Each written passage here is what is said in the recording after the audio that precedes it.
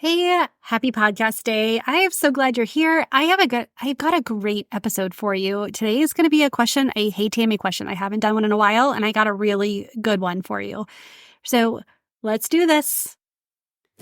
Hey, and welcome to the Full Weight of Joy podcast, the podcast for women who are done stressing about the weight of the world, of expectations and settling for status quo, and ready to step into the full weight of joy. Joy in the journey, whether up or down, joy through the life's challenges, and joy in loving your life right where you are, even though sometimes we feel like chucking it all and moving to Bali. It's for women who are ready to step into who God called them to be. He chose you to be in this world. He created you for a specific purpose.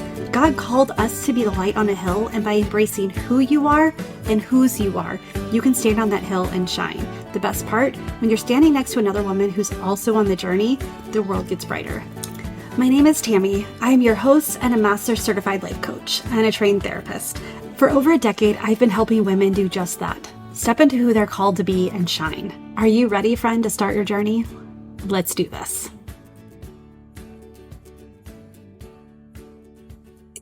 I have a great question for you today.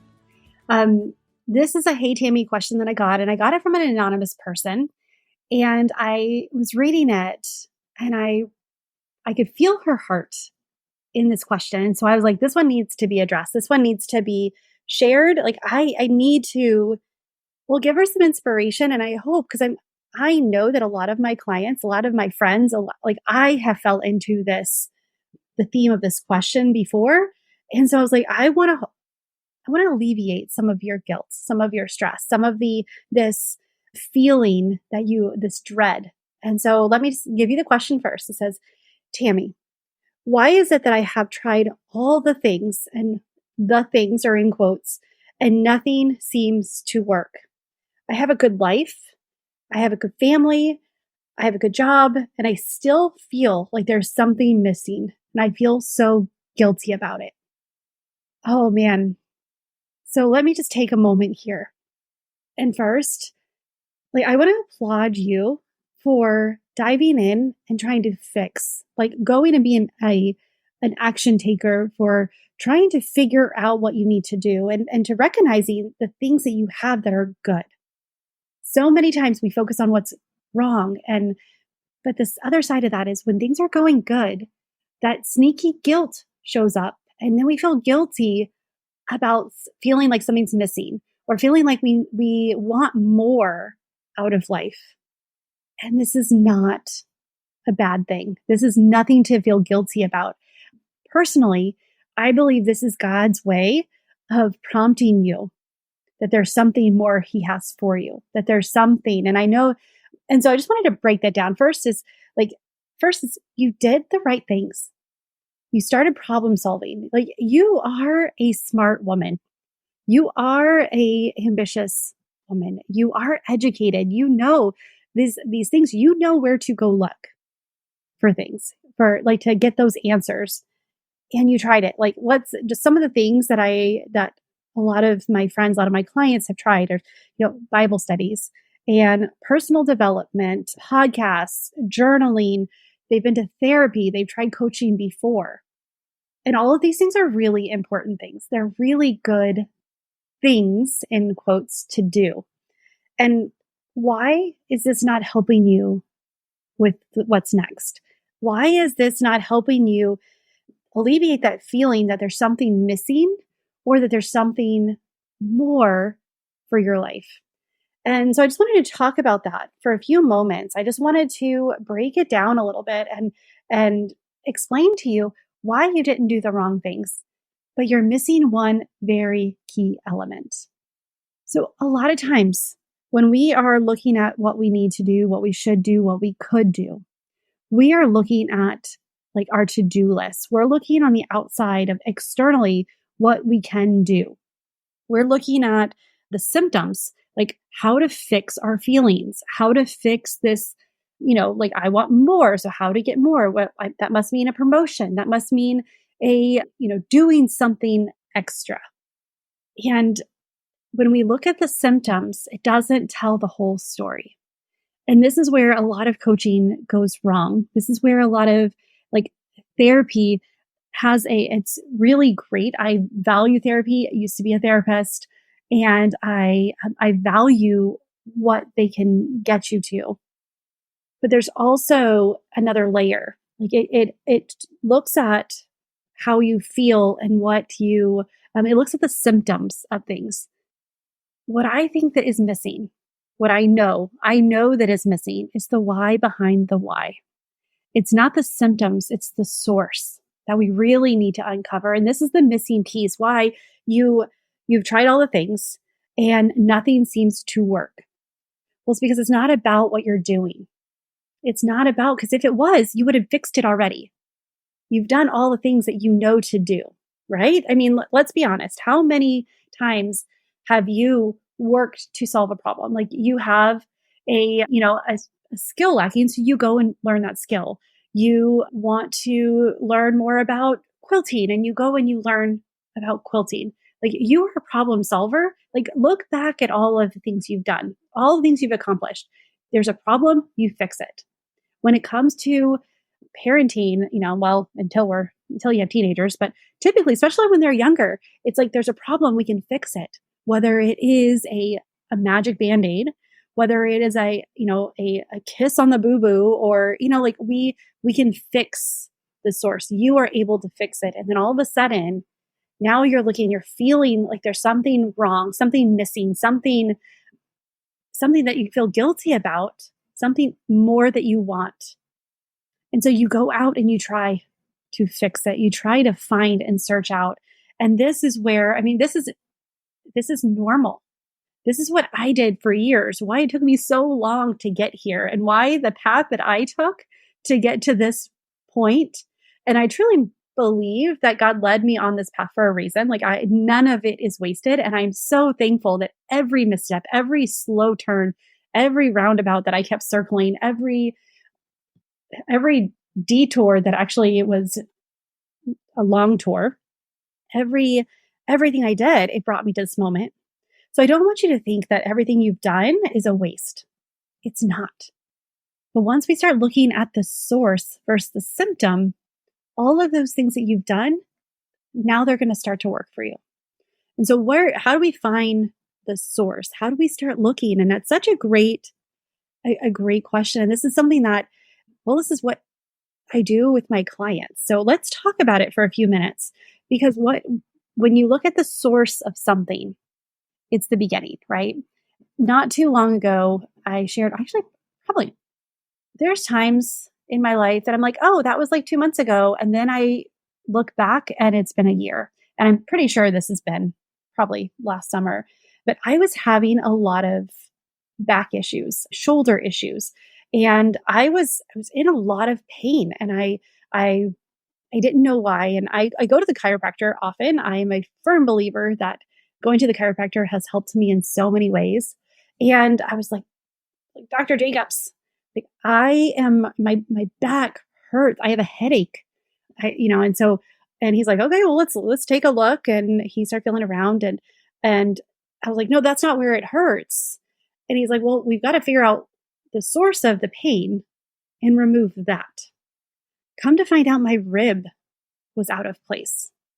I didn't feel my rib out of place. I felt a headache and I felt my back hurt, which of course, you think, but it was in the lower back. It's, not where you really think of, oh, one of my top ribs is out of place. But if I would have kept looking at the symptom, that, my head, I was taking Tylenol, and I don't like to take Tylenol, but I was in excruciating pain. And I got to the point where I'm like, I need to take this so it would take the pain away. If I didn't go to the expert and have him discover the source of what was causing the distress, the source of the pain, and remove that, I would have been in a pain for a lot longer.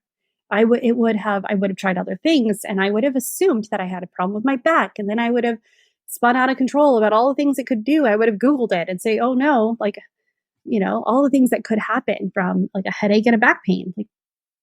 So it's not a bad thing. That you address the symptom, but it's really important that we go after the source. We go after the why behind the why. We look at the core motivations. This is one reason why I use the Enneagram is we can start. It's an easy tool that gets to the heart of our core motivations very quickly. Because then we start to look at the why behind the why. What is your core fear? What is the core motivation? What is your core desire? What's causing the reactions that you are taking? How can we stop and we can look? And even when this, you can tell in her question, I'm why is it that I have tried it all and nothing seems to work? I have a good life. I have a good family. I have a good job, and I still feel there's something missing. I feel so guilty about it.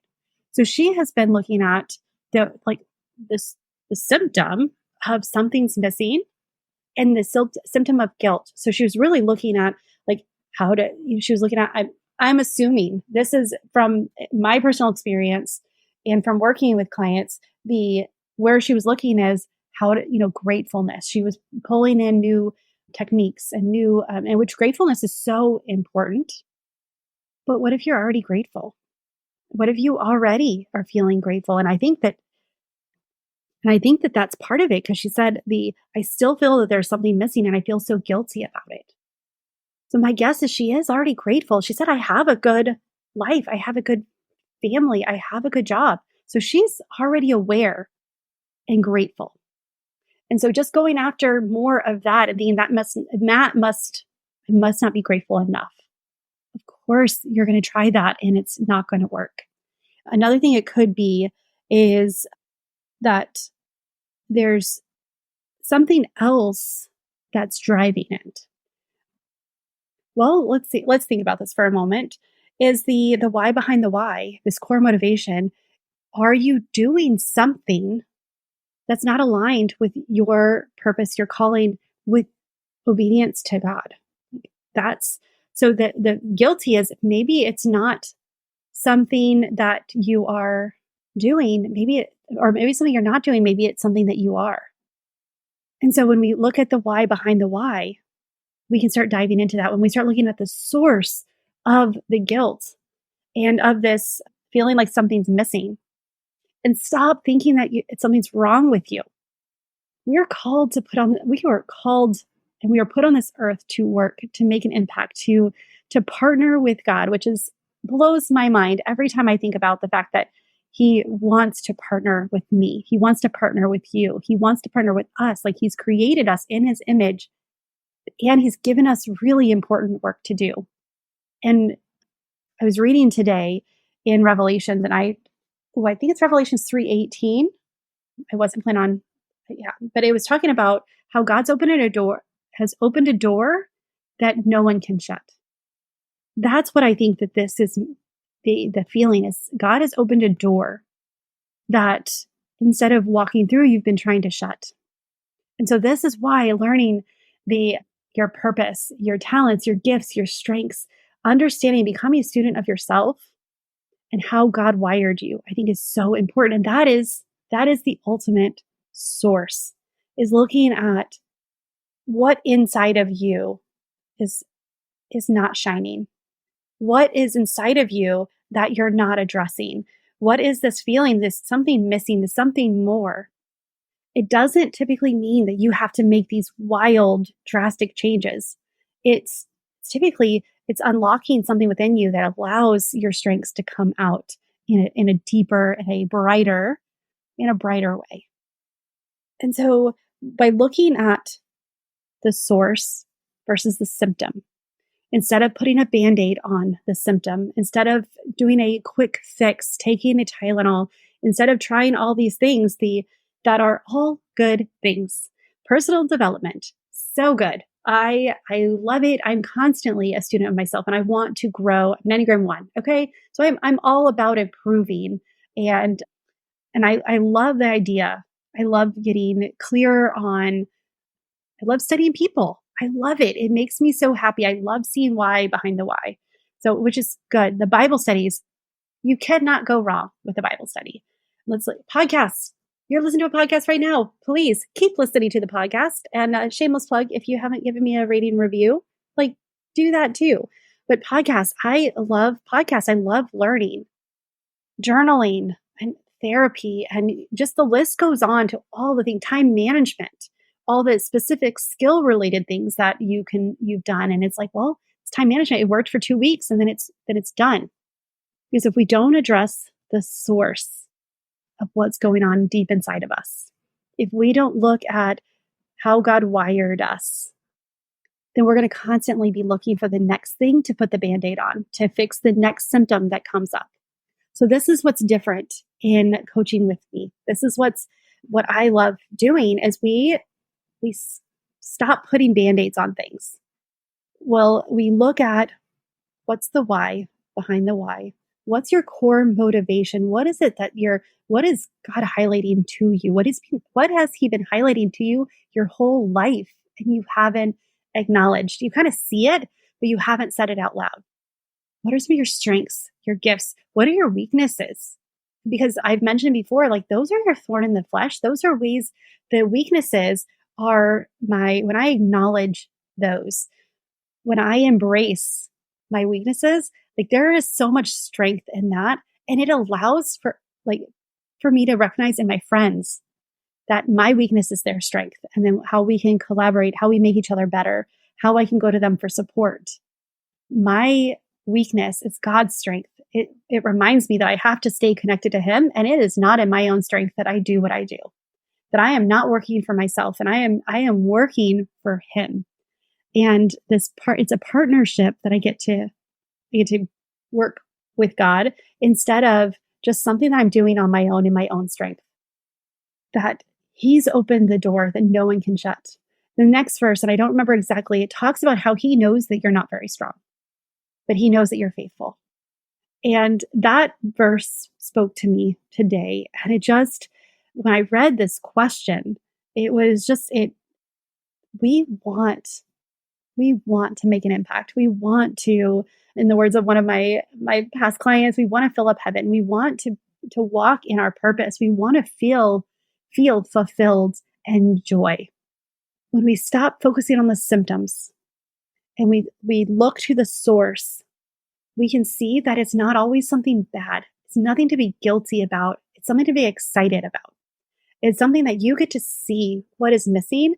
And it might just be that you haven't embraced who God created you to be. And it might be something as simple as you stay where you are and just step into that confidence. And so as I'm closing and as you're going about your day, I would love for you to think about this is, what symptoms have you been covering? And what is the why behind that? When you think of something's missing, or you start to feel guilty about something, because typically we got guilt going on, moms. We got that mom guilt, and we can feel guilty about just about anything. We can feel guilty about things we do, about things we didn't do, about things that other people did, things that we thought, things that we said. Like we corner the market on guilt. So what is the guilt behind that? What is the thought behind the guilt? And how is it a lie? Because that's the other thing I know to be true, is that guilt of, even if it's something that it might have some elements of truth, it is twisted enough that if it's keeping you down, because God is a God of grace and love and, well, and action and creativity, and He wants to partner with us. And so if you're feeling guilty, ask yourself why, and is it because you haven't embraced something? The why behind the why. And this is not something that a lot of times we can discover on our own. This is one reason why hiring a coach or working with a coach is not for those who are not doing well. This is what coaches are for, and coaches have coaches, but coaches are for, like this amazing lady here who is, I've tried all the things. I have a good life. I have a good family. I have a good job. Why am I feeling guilty then if I have all this good stuff? And it's like, well, let's see what the source of it is. Let's see what you're doing and who can you be that it embraces this more.